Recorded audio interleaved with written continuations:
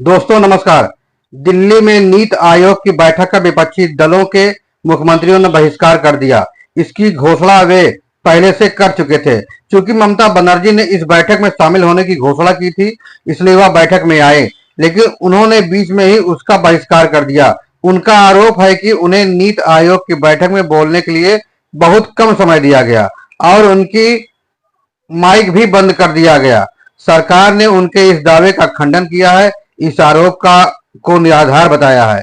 लेकिन यह तय है कि ममता बनर्जी अपनी बात पर कायम रहेंगी। वह भले ही नीति आयोग की बैठक में शामिल हुई हों, लेकिन इसके आसार पहले से थे कि वह उसका बहिष्कार कर सकती हैं या फिर ऐसा कुछ कर सकती हैं जिससे वह चर्चा में आ जाएं। अंततः ऐसा ही हुआ। ध्यान रहे कि वह इसके पहले भी अपने राज्य में प्रधानमंत्री की अध्यक्षता वाली कई बैठकों का या तो बहिष्कार कर चुकी हैं या फिर उसमें किसी न किसी बात को लेकर आपत्ति जता चुकी हैं। यदि उन्होंने सोची समझी रणनीति के तहत नीति आयोग की बैठक को बीच में छोड़ने का फैसला किया हो, तो हो सकता है कि वह मोदी के विरोध के अपने एजेंडे को धार देने के साथ ही यह भी जताना चाहती हो कि विपक्षी गठबंधन इंडिया के नेता वही सब कुछ नहीं करेंगे जैसा कांग्रेस चाहेगी। जो भी हो, यह समझना कठिन है कि उन्हें नीति आयोग की बैठक बीच में छोड़ने से क्या हासिल हुआ। यही प्रश्न कांग्रेस अन्य विपक्षी दलों के मुख्यमंत्रियों के समक्ष भी है। नीति आयोग ऐसा कोई मंच नहीं जिससे दलगत राजनीति का अखाड़ा बनाया जाए।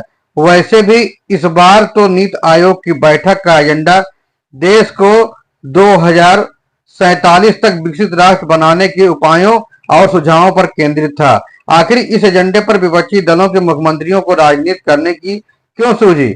यह प्रश्न इसलिए भी जरूरी है क्योंकि ऐसा तो नहीं कि राज्यों के विकास के बिना भारत को विकसित राष्ट्र बनाने के लक्ष्य को पूरा किया जा सकता है।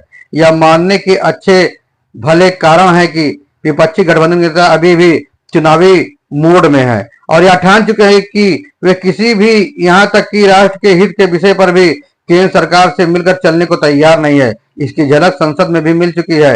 विपक्षी दलों का तर्क है कि उन्होंने नीति आयोग की बैठक का बहिष्कार इसलिए किया क्योंकि बजट में विपक्ष शासित राज्यों की कथित तौर पर अनदेखी की गई।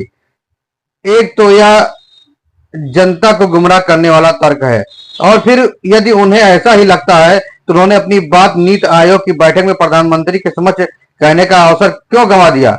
बहरहाल विपक्षी दलों को नीति आयोग की बैठक से कोई लेना देना नहीं है। वे विरोध की राजनीति कर रहे हैं। इसलिए विपक्षी दल जिनका प्रदेश में शासन चल रहा है, वे बात बात पर केवल केंद्र सरकार का विरोध करने पर आमादा हैं ताकि अल्पसंख्यकों और भाजपा विरोधियों को यह दिखा सकें कि हमने मोदी का सबसे ज्यादा विरोध किया है। आने वाले विधानसभा चुनाव में मोदी विरोध पर उन्हें अल्पसंख्यकों का और भाजपा विरोधियों का वोट मिल जाएगा। यही नहीं, जिन प्रदेशों में विपक्ष का शासन है वे आपस में ही इस होड़ में है कि मोदी का सबसे ज्यादा विरोध कौन कर सकता है। उन्हें मंच से कोई मतलब नहीं है, बस केंद्र सरकार का विरोध वो कर रहे हैं और विरोध होना चाहिए जिससे उनकी छवि बने और दिखा सकें कि मैंने सबसे ज्यादा विरोध भारतीय जनता पार्टी और मोदी सरकार किया है, ताकि कांग्रेस अपना हाथ ना साफ करने पाए कि केवल कांग्रेस ही जबरदस्त तरीके से मोदी सरकार का विरोध कर रही है।